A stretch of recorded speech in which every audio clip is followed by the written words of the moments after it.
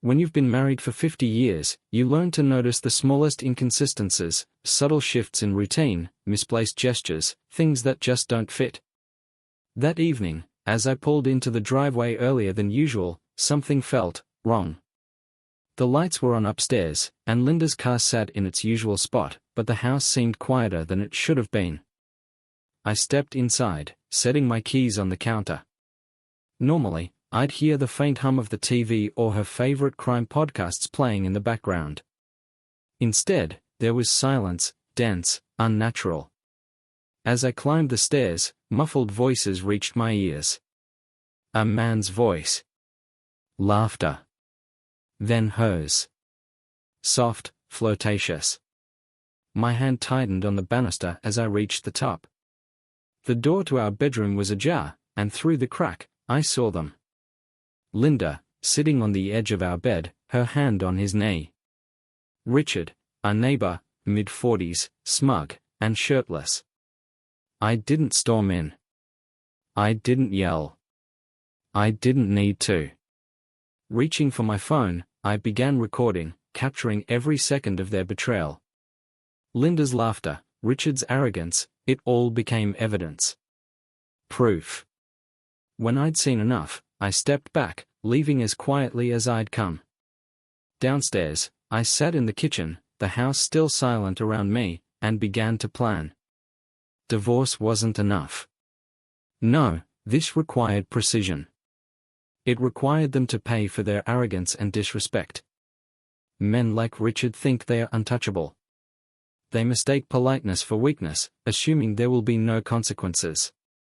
Linda, on the other hand, had taken my 50 years of loyalty and thrown it away for attention. She'd traded stability for chaos. But chaos is a double-edged sword, and she was about to see how sharp it could be. The house was unbearably quiet as I sat at the kitchen table, gripping a coffee mug that had grown cold hours ago. My reflection in the darkened window stared back at me, unfamiliar and unrecognizable. That face didn't belong to the man I thought I was, a devoted husband who'd spent his life building a stable, loving home. It belonged to someone harder, someone who had been betrayed in the most personal way. Linda, my wife of 50 years, had shattered everything we'd built together. But I wasn't the kind of man to collapse under the weight of betrayal. I wasn't going to let her or Richard, the arrogant neighbor she'd decided was worth risking everything for, walk away from this unscathed.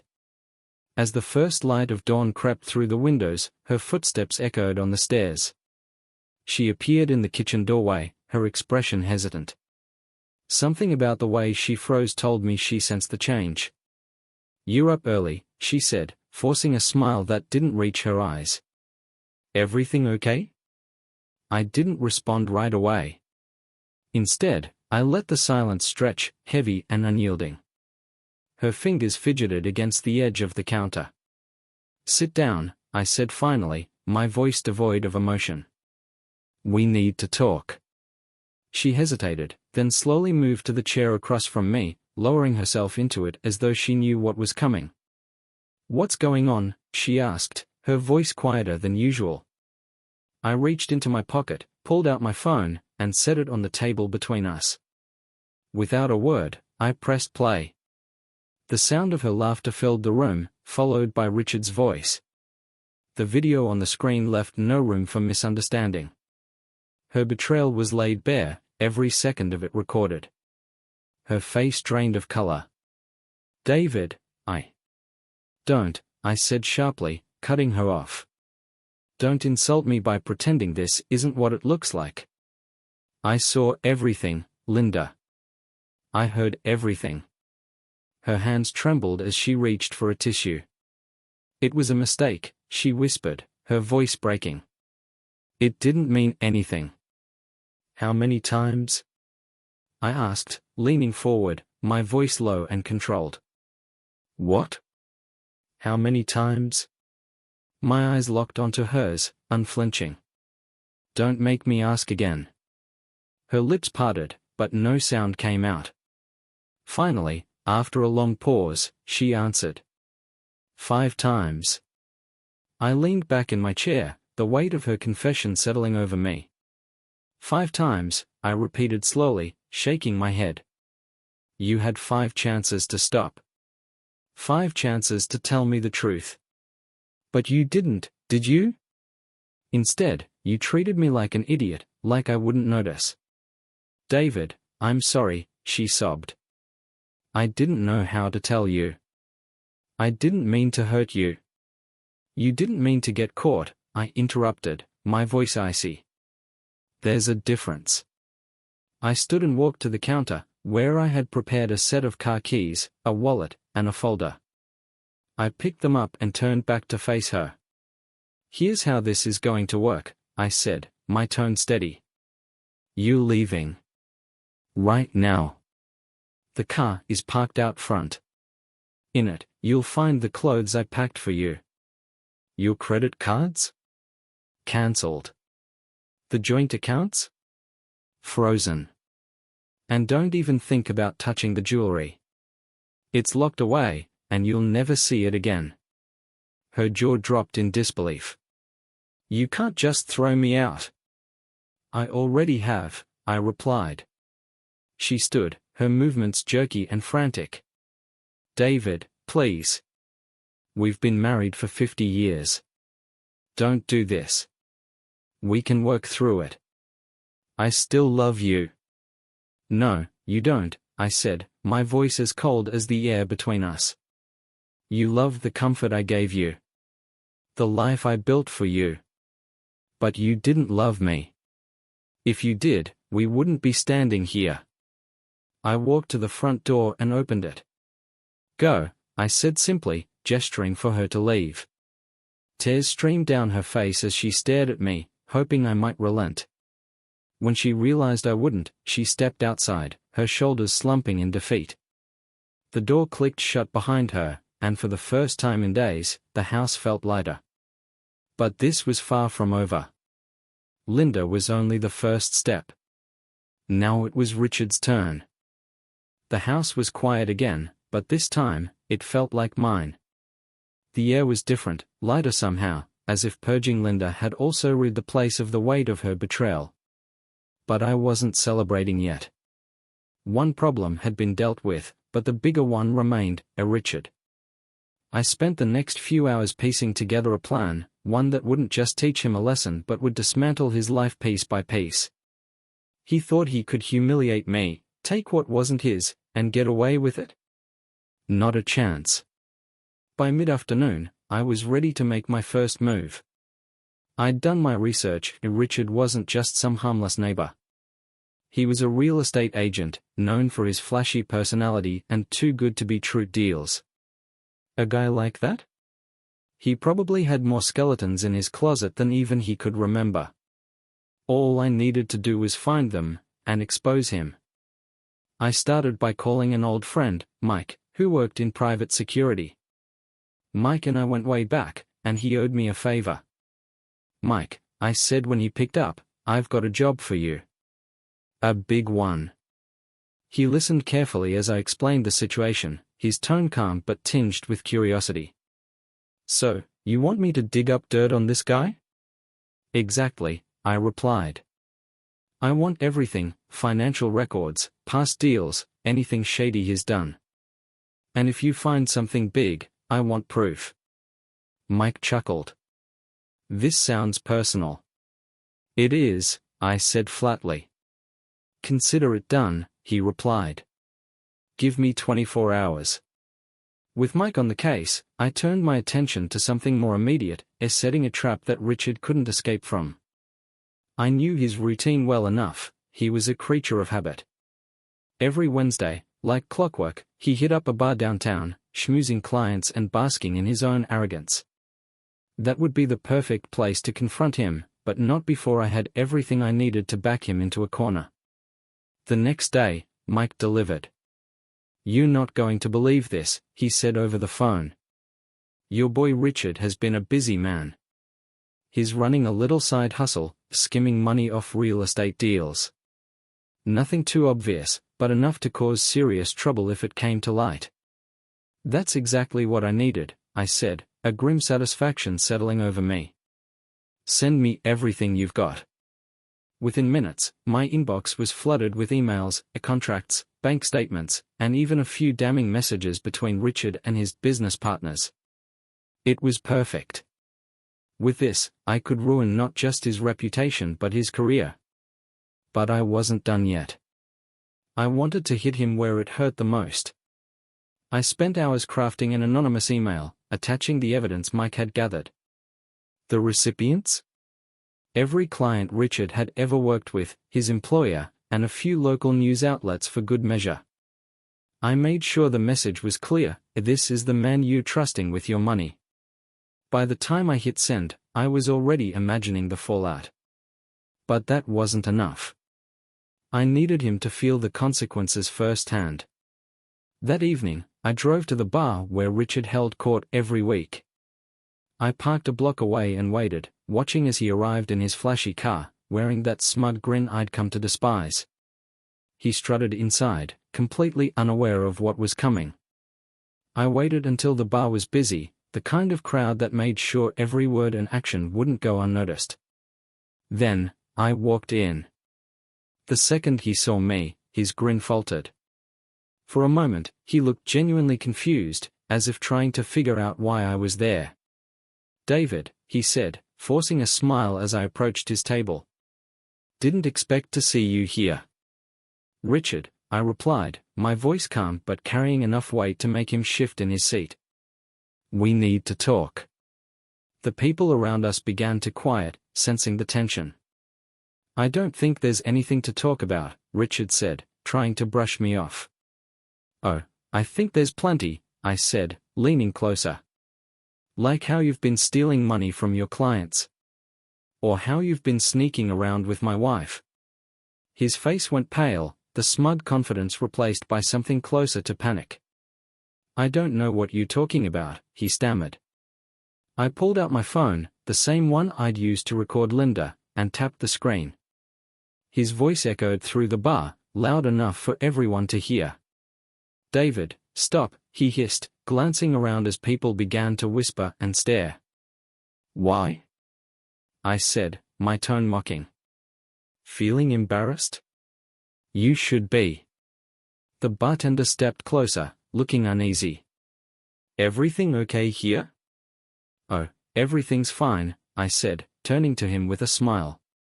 "Just letting everyone know who they are really dealing with." Richard stood abruptly, knocking over his chair. "You've made your point," he said through gritted teeth. "I'm just getting started," I replied. As he tried to push past me, I grabbed his arm, pulling him back. "You don't get to walk away from this," I said, my voice low but firm. "Not until I've taken everything from you, the way you tried to take it from me." His panic turned to anger, but he didn't make a move. He knew better than to escalate things in front of so many witnesses. "Enjoy your evening," I said, stepping back and letting him go. As I walked out of the bar, I could feel the weight of every eye in the room following me. This wasn't over, not by a long shot. Richard thought this was the worst of it, but he had no idea what I had in store next. As I left the bar, the cold night air wrapped around me, sharpening my focus. The confrontation with Richard wasn't enough. Not yet. He was the kind of man who thrived on appearances, his reputation, his connections, his carefully curated image. If I wanted to truly dismantle his life, I had to break the mask he wore for the world. The next morning, I made a call to Mike. "Got another favor to ask," I said, pacing my kitchen. "I need you to help me set a trap." Mike didn't ask questions, he trusted me enough to know I had my reasons. Within hours, we had a plan in motion. First, I called Richard's boss, a slimy executive I'd met once at a neighborhood barbecue. I introduced myself as a concerned client, someone who'd heard some troubling rumors about Richard's professional ethics. I kept the details vague, just enough to plant the seed of doubt. "People are saying he's been mishandling funds," I said, lowering my voice as if I didn't want to be overheard. "I don't have proof, of course, but you might want to look into it." By the end of the call, his boss was promising a full investigation. I knew that even the whisper of impropriety would send ripples through the office, turning every glance and conversation into a question of Richard's integrity. The next step was more personal. Mike had tracked down Richard's social media accounts, pictures of his flashy lifestyle, his fake smiles, and, most interestingly, a few questionable connections. There was a photo of him with another woman, taken just weeks ago, her hand resting a little too comfortably on his arm. This was my opening. I created an anonymous email account and sent the photo to Linda, attaching a short message. "Your lover seems busy. Wonder if he's mentioned her to you." I imagined her reaction as she opened the email, her world tilting on its axis. She'd betrayed me for a man who couldn't even be loyal to her. But I wasn't done yet. That evening, I parked outside Richard's office, watching as employees trickled out one by one. I waited until I saw him emerge, his confident swagger still intact, though his shoulders seemed tenser than usual. He got into his car, and I followed, keeping a safe distance. He didn't head home. Instead, he drove to a high-end restaurant on the other side of town. Through the large windows, I could see him meeting a group of people, potential clients, judging by their formal attire. Perfect. I walked into the restaurant, my pulse steady, and approached their table. Richard saw me first, his eyes widening in alarm. "David," he said, his voice forced and nervous. "What are you doing here?" I ignored him, turning to the group he was with. "Ladies and gentlemen, sorry to interrupt. I just wanted to let you know a little more about the man you're considering doing business with." The color drained from Richard's face as he stood abruptly. "That's enough," he hissed, trying to steer me away. "Sit down," I said sharply, my voice cutting through the hum of the restaurant. He froze, caught between anger and fear. Turning back to the group, I continued. "This man is currently under investigation for financial misconduct. He's been skimming money from deals and has left more than one client in financial ruin. I'd think twice before trusting him with your investments." The group exchanged uneasy glances, their interest in him visibly waning. "You've made your point," Richard growled, his composure cracking. "Oh, I'm not finished," I said, pulling out my phone.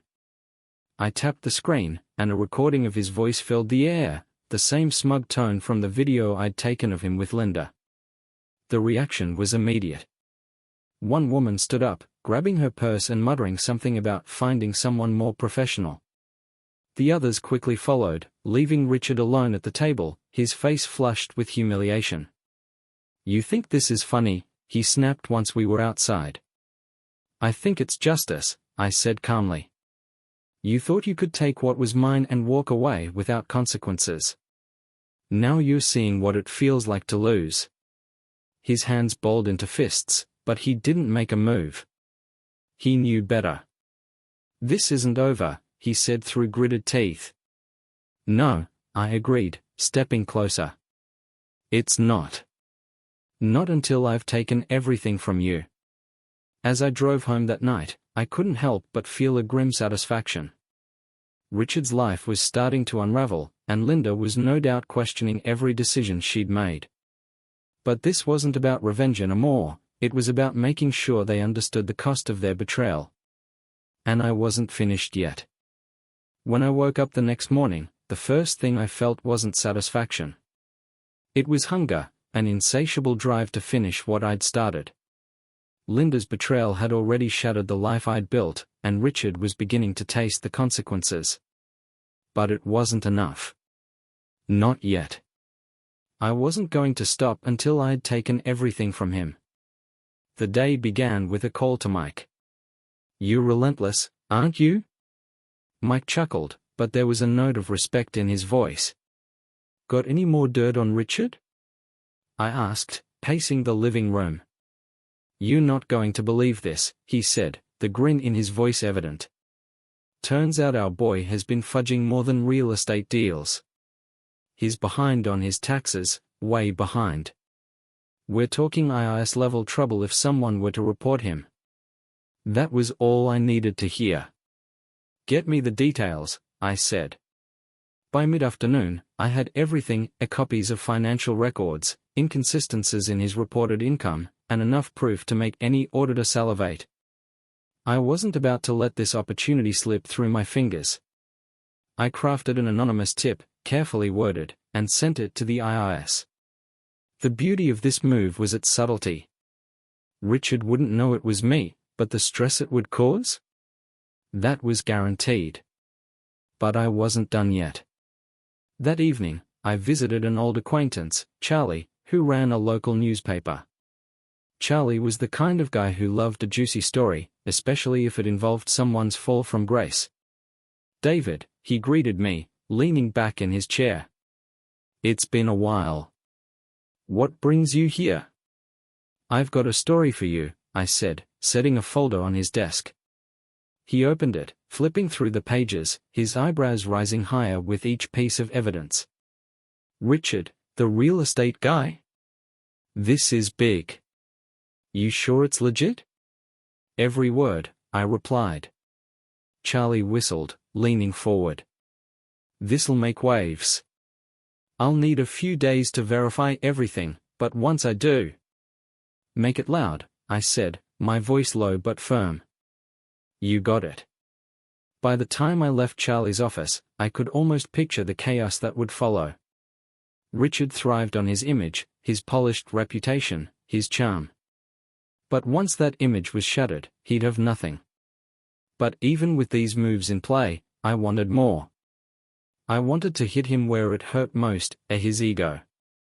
The following evening, I showed up unannounced at one of Richard's open house events. It was a high-end property, packed with potential buyers and investors, all dressed to impress.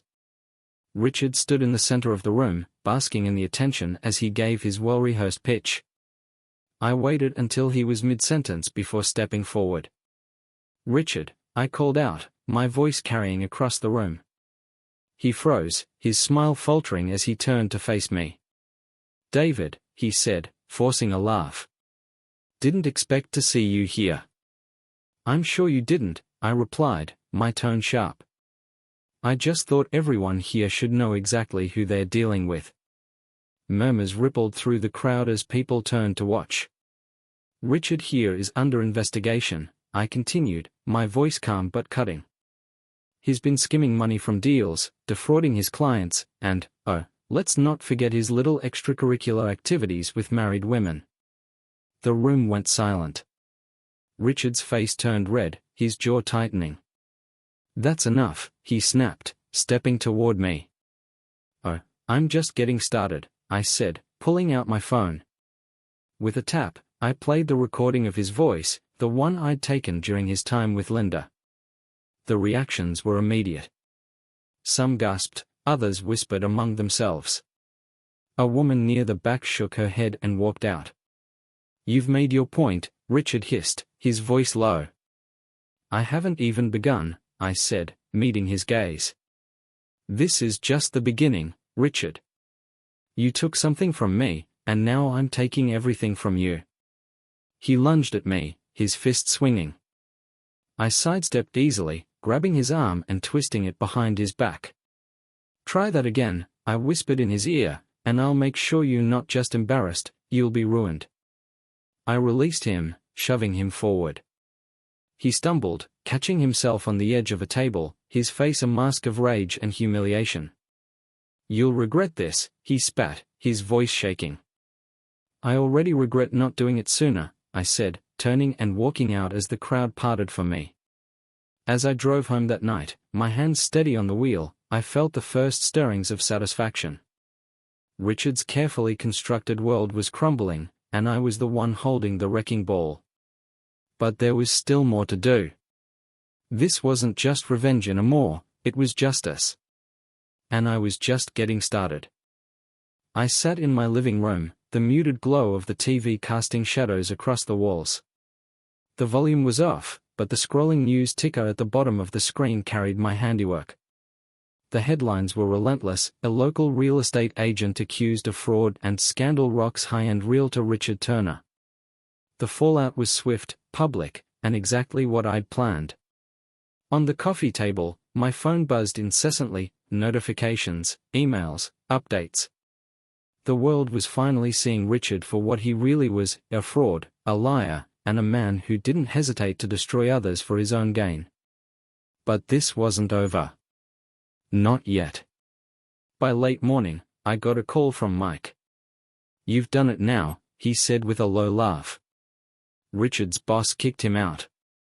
Fired on the spot. "Already?" I asked, surprised but satisfied. "Yep. Guess they didn't want the bad press." Word is, security walked him out in front of the whole office. He didn't even get to pack his things. The image of Richard's smug face crumbling as he was escorted out made me smile. "There's more," Mike continued. "His wife filed for divorce this afternoon. Guess she didn't want to stick around after reading that article." "Smart woman," I replied. "Thanks for the update, Mike. Let me know if anything else comes up." That evening, I decided it was time to confront Linda. Not out of pity or a desire for reconciliation, I'd burned those bridges long ago. No, I wanted to see how far she'd fallen. Her new apartment was a stark contrast to the life we'd shared.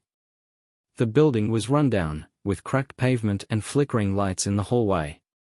When she opened the door, I barely recognized her. The confident, polished woman I'd known was gone, replaced by someone who looked defeated, her spirit drained. "David," she said softly, her voice devoid of the sharpness it once carried. "Can I come in?" I asked, keeping my tone neutral. She hesitated for a moment before stepping aside. The inside of the apartment was just as bleak as the exterior, bare walls, second-hand furniture, and an air of desperation. "What do you want?" she asked, sitting on the edge of a worn-out couch. I took my time answering, letting my eyes scan the room before meeting hers. "I wanted to see how you're holding up," I said, though my words carried a cold undercurrent. She let out a bitter laugh. "Holding up? Is that what you call this? You ruined everything, David. My life, my relationship with Richard, everything." I tilted my head, unfazed by her accusation. "I ruined everything? No, Linda. You did that the moment you decided to betray me. All I did was make sure you felt the consequences." She glared at me, but her eyes lacked the fire they once had. "You've made your point," she muttered. "Richard lost his job, his reputation, and now his wife. Are you happy?" "Ecstatic," I replied without hesitation. Her lip quivered, and for a moment, I thought she might cry. "Why?" she whispered. "Why did you have to go this far?" I leaned forward, my voice dropping to a near growl. "Because you both thought you could humiliate me, betray me, and walk away unscathed. You were wrong. I'm not the man you thought I was, Linda." Her shoulders slumped, and she looked away. "I loved you," she said, her voice trembling. "No," I said firmly. "You loved the life I gave you. The comfort, the stability. But you didn't love me, and you proved that the moment you decided I wasn't enough for you." I stood, the conversation over in my mind. As I walked to the door, I turned back to face her one last time. "I hope you remember this moment," I said, my voice cold and steady. "Because it's the last time you'll ever see me." Her silence followed me as I left, the door closing with a finality that felt like the end of a chapter. When I got home, my phone buzzed with a new message from Mike. "Found something else. Call me ASAP." I stared at the screen, a grin tugging at the corners of my mouth. If there was more dirt to uncover, I wasn't going to stop now. This wasn't just about revenge anymore. This was about justice. The message from Mike had been sitting in my inbox for hours, taunting me with its promise of new ammunition. I waited until the sun set before calling him back. If there was one thing I'd learned through all of this, it was that patience made the revenge even sweeter. "Mike," I said as he picked up. "What have you got for me?" "You going to love this," he replied, a note of mischief in his voice. Richard wasn't just skimming off deals and dodging taxes. He's been dipping into some dangerous waters. Turns out, he's been borrowing money from some very shady people, guys who don't take kindly to missed payments. I leaned forward in my chair, intrigued. How shady are we talking? Think broken kneecaps and disappearing acts. If Richard's late on what he owes, these guys won't just send a stern letter.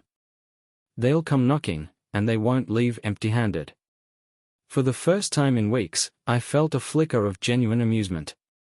Richard had always acted like he was untouchable, but now it seemed he'd bitten off more than he could chew. Do you have contact info for these creditors? I asked, an idea already forming in my mind. Mike hesitated. I do, but tread carefully, David. These guys aren't playing around. I'm counting on it, I said, my voice steady.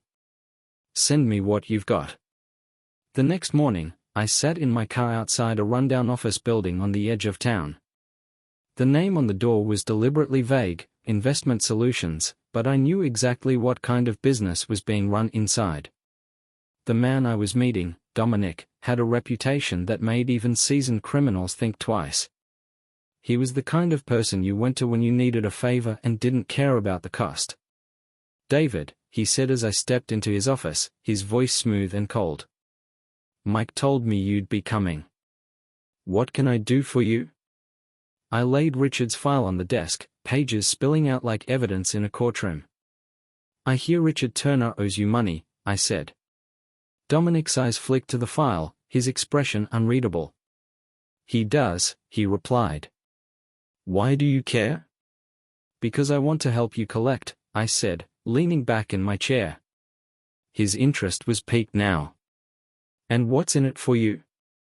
Let's just say I have my reasons for wanting to see his life fall apart, I replied. I'll give you everything you need to pin him down, addresses, contacts, even his hidden assets. All I ask is that you make it memorable. Dominic's lips curved into a smile. You've got yourself a deal. By the end of the day, I'd set the wheels in motion. Dominic and his men would be paying Richard a visit soon, and I had no doubt it would be a lesson he wouldn't forget. But I wasn't done yet. Richard's ego was his greatest weakness, and I intended to exploit it further. That evening, I logged into one of Richard's social media accounts. Mike had provided me with access, and I couldn't resist the opportunity to stir the pot. I posted a series of cryptic updates. Big changes ahead, not all of them good.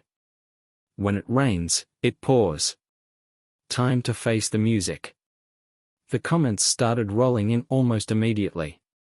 Friends, colleagues, and acquaintances were all speculating about what was going on. Some were concerned, and others, gleeful. Then I uploaded the crown jewel, a photo of Richard at one of his business meetings, surrounded by stacks of cash and bottles of expensive liquor. The caption read, "And not everything that glitters is gold." Within minutes, the post went viral. People who once admired Richard were now tearing him apart, exposing every rumor and piece of gossip they'd ever heard about him. The next day, I parked outside Richard's house and waited. I didn't have to wait long. Two black SUVs pulled up, their engines rumbling like distant thunder. Dominic and his men stepped out, their presence commanding attention. I watched from a safe distance as they approached Richard's front door. It didn't take long for the shouting to start. Even from where I sat, I could hear the panic in Richard's voice as he tried to talk his way out of whatever ultimatum they'd given him. When they finally left, Richard emerged, his face pale and his hands shaking. He looked like a man who just stared into the abyss, and realized the abyss was staring back. I started my car and drove away, satisfied. This was more than revenge now. This was a dismantling, a step-by-step destruction of the man who thought he could take what was mine and walk away unscathed. As I pulled into my driveway that night, my phone buzzed with a new message. "He's breaking, David," Mike had written. "What's the next move?" I stared at the message for a long moment before typing my reply. "We're not done yet." Because the truth was, I wasn't finished. Not until Richard had nothing left. Richard's life was unraveling faster than even I had anticipated. The damage was no longer a trickle, it was a flood, washing away every semblance of control he thought he had. But I wasn't about to let him catch his breath. Not yet. The day after Dominic's visit, I received another call from Mike. "David," he said, his tone serious. "You should know, Richard's been trying to call in favors. Old contacts, anyone who might still be willing to help him." "And?" I asked, already guessing the answer. "No one's biting," Mike said with a chuckle. "His reputation's shot. Nobody wants to touch him." "Good," I replied. "That's exactly what I wanted to hear." I hung up and leaned back in my chair, a plan forming in my mind. If Richard was desperate enough to beg for help, I could use that against him. Desperation made people reckless, and reckless people made mistakes.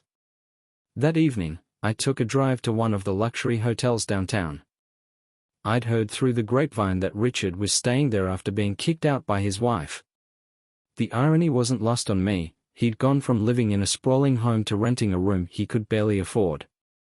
I parked a block away and walked inside, blending in with the crowd of well-dressed guests. The lobby was all polished marble and glittering chandeliers, a stark contrast to the chaos Richard's life had become. The receptionist barely glanced at me as I approached the desk. "Can I help you, sir?" she asked politely. "Yes," I said, lowering my voice slightly. "I'm here to deliver something for Mr. Richard Turner. Room 1403.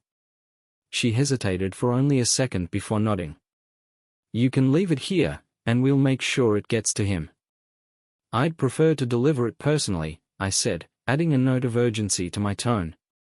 "It's a matter of some importance." She seemed to consider this before relenting. "Very well. Take the elevator to the 14th floor." I arrived outside his room, my pulse steady. I wasn't nervous, I was focused. I knocked once, twice. When the door opened, Richard stood there, looking disheveled and unshaven. His eyes widened when he saw me. "You," he said, his voice a mix of disbelief and anger. "Me," I replied with a cold smile. "Can I come in?" He hesitated, glancing down the hallway as if expecting someone to intervene. But no one did. Finally, he stepped aside. The room was small and cluttered, his belongings strewn across the floor. A half-empty bottle of whiskey sat on the nightstand, a testament to how far he'd fallen. "What do you want, David?" he asked, his tone weary. "To talk," I said simply, taking a seat in the armchair by the window. "And to make you an offer." "An offer?" he repeated, his brows furrowing. I nodded. "You're running out of options, Richard. Your career's over, your wife's gone, and those friends of yours? They won't be coming to save you. But I'm here to give you a way out." He folded his arms, glaring at me. "Why would you help me?" I leaned forward, my voice dropping to a near whisper. "Because I want you to admit something. I want you to say it out loud, that you were wrong. That you're nothing without the lies and the games. Say it, and I'll make sure you don't lose everything." For a moment, he just stared at me, his expression unreadable. Then he laughed, a short, bitter sound. "You think I'm going to beg?" he said, his voice rising. "You think I'm going to grovel at your feet?" I stood slowly, towering over him. "I think you're going to do whatever it takes to survive, Richard. And if that means swallowing your pride, then yes, I think you'll beg." His jaw tightened, his fists clenching at his sides. "Get out," he hissed. I didn't move. Instead, I reached into my pocket and pulled out a folded piece of paper, tossing it onto the table in front of him. "What's this?" he asked suspiciously. "It's your last lifeline," I said, turning to leave. "Take it, or don't. Either way, you're finished." As I walked out of the room, I didn't look back. I didn't need to. I knew the seeds of doubt had been planted, and it was only a matter of time before Richard's desperation drove him to do exactly what I wanted. Back in my car, I took a deep breath and allowed myself a moment of satisfaction. The trap was set, and the next move was his. But I wasn't done tightening the noose. If Richard thought he'd hit rock bottom, he was about to find out just how deep the pit could go. The day started with quiet anticipation. I knew Richard's world was teetering on the edge of collapse, but I wasn't going to leave it to chance. This wasn't a game to me, it was a carefully orchestrated dismantling of everything he'd built on lies and deceit. By mid-morning, I got a call from Mike. "You're not going to believe this," he said, his voice barely masking his amusement. "Try me," I replied, already bracing for the next piece of Richard's downfall. "Dominic paid him another visit," Mike continued. "Apparently, Richard tried to negotiate again, but he didn't have the cash." Dominic wasn't thrilled. "Did it get ugly?" I asked. "Let's just say Richard's face won't look the same for a while," Mike said, his tone dark but unapologetic. I paused, letting the weight of his words settle. While I wasn't one for unnecessary violence, I couldn't deny the satisfaction that came from knowing Richard was finally facing the kind of consequences he couldn't talk his way out of. "Good," I said finally. He had it coming. That afternoon, I took another drive past Richard's old home. His ex-wife was in the front yard, tending to the garden with a sense of calm that seemed almost defiant. She had moved on, something Richard was clearly incapable of doing. As I watched her, I thought about how far we'd both come since discovering the truth about him. She was free of his lies, just as I was free of Linda's betrayal. I didn't stop to talk. There was no need. We'd both made our peace in our own ways. Later that evening, I returned home to find an envelope waiting for me on the porch. It was plain, unmarked, and heavy with something ominous. I opened it cautiously, finding inside a single sheet of paper and a USB drive. The paper held a brief note, written in neat, precise handwriting. "Everything you need. Finish it." I didn't need to guess who it was from. Dominic had delivered exactly what I'd asked for, a final, decisive tool to end Richard's charade for good. I plugged the USB into my computer, the screen filling with folders labeled with names and dates. Inside were transaction records, incriminating photos, and messages between Richard and various accomplices. It was a treasure trove of evidence, enough to bury him 10 times over. I spent hours going through it all, piecing together the full scope of his corruption. By the time I was done, it was clear Richard wasn't just a fraud, he was a parasite, feeding off the trust of everyone around him. With a grim sense of purpose, I compiled everything into a single file. The next morning, I called a meeting at the community center. It was a bold move, but I wanted as many people as possible to see Richard for who he really was. The room was packed when I arrived, the air thick with curiosity and tension. Neighbors, former clients, even a few of Richard's old colleagues had shown up, all eager to hear what I had to say. When I stepped to the front of the room, I held up the folder containing the evidence. "Thank you all for coming," I began, my voice calm but firm. "I know many of you have questions about recent events. Tonight, I'm here to give you answers." I laid out the evidence piece by piece, showing them the extent of Richard's fraud and manipulation. The room was silent, every eye fixed on me as the truth unraveled before them. By the time I finished, the air was electric with anger and disbelief. "People like Richard thrive on secrecy," I said, my voice rising slightly. "They count on us staying quiet, looking the other way. But not anymore. Today, we take that power away from him." The applause that followed was deafening. As I left the community center, I felt something I hadn't felt in years, a peace. Richard's empire was gone, his reputation destroyed, and his influence shattered. For the first time in a long time, I felt free. The silence of the community center parking lot felt deafening as I stood by my car, watching people trickle out of the building. The meeting had gone better than I could have hoped. Richard's name was now synonymous with fraud, betrayal, and failure. But even as the crowd dispersed, their anger fresh and palpable, I knew my work wasn't finished. Richard had taken everything from me. My marriage, my peace, and years of my life that I couldn't get back. I wasn't just going to ruin him, I was going to make sure he never recovered. The next morning, I put my final plan into motion.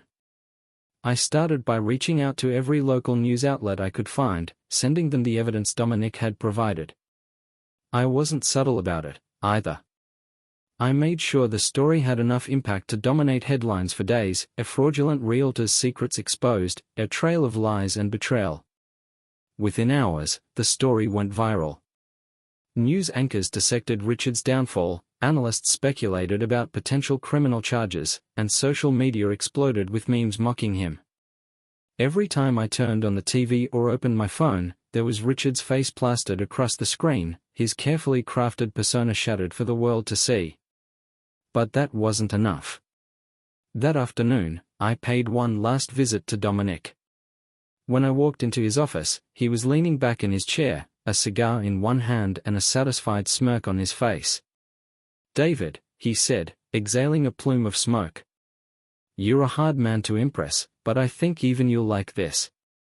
He gestured to a laptop on his desk. On the screen was a live feed from a camera hidden in Richard's hotel room. Richard sat on the edge of the bed, his face buried in his hands. The room was a mess, clothes and empty bottles scattered everywhere. He looked like a man on the verge of collapse. "He's done," Dominic said, his voice cold. "He's got nothing left. No money, no allies, no way out." I stared at the screen for a long moment, feeling a strange mix of satisfaction and emptiness. This was what I'd wanted, wasn't it? To see him broken, stripped of the arrogance that had fueled his betrayal. "What's the next move?" Dominic asked, breaking the silence. I thought about it for a moment before replying. "Let him sit in it. Let him feel the weight of everything he's lost." The following day, I drove to the bank. Over the past few weeks, I'd worked with a lawyer to ensure Linda's access to our shared finances was completely severed. The divorce settlement left her with nothing but the bare minimum, and even that was contingent on her staying far away from me. As I signed the final papers, I felt a sense of closure wash over me. Linda and Richard had taken so much from me, but now they had nothing: no safety net, no support system, and no future. That evening, I received an unexpected text from Richard. "Meet me. One last time.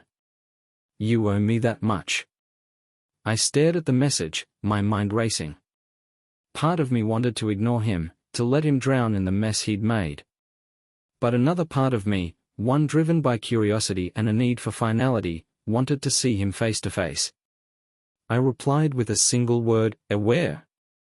We met at a desolate park on the outskirts of town. The air was heavy with the promise of rain, the sky a dull gray. Richard was already there when I arrived, sitting on a bench with his hands clasped tightly in his lap. When he saw me, he stood, his movements slow and hesitant. "You came," he said, his voice hoarse. "I wanted to see how far you'd fallen," I replied coldly. He flinched at my words but didn't retaliate. Instead, he reached into his pocket and pulled out a crumpled envelope. "This is all I have left," he said, holding it out to me. "Every penny I could scrape together. Take it." I didn't move. "Why would I want your money?" "Because I need this to stop," he said, his voice breaking. "I can't take it anymore, David. The humiliation, the fear, it's killing me." For a moment, I just stood there, staring at the broken man in front of me. The Richard I'd known, arrogant, smug, untouchable, was gone. All that was left was a shell, hollowed out by his own mistakes. "Do you think this makes us even?" I asked, my voice cold and sharp. He nodded, tears streaming down his face. "It doesn't," I said, stepping closer. "This isn't about money, Richard. This is about consequences. And now, you're living with yours." I turned and walked away, leaving him standing there in the rain, clutching the envelope as if it could save him. For the first time in weeks, I felt a strange sense of peace as I drove home. It wasn't happiness or triumph, it was the quiet satisfaction of knowing I'd done what needed to be done. Richard and Linda had destroyed everything I'd built, but in the end, they were the ones left with nothing. And me? I was free.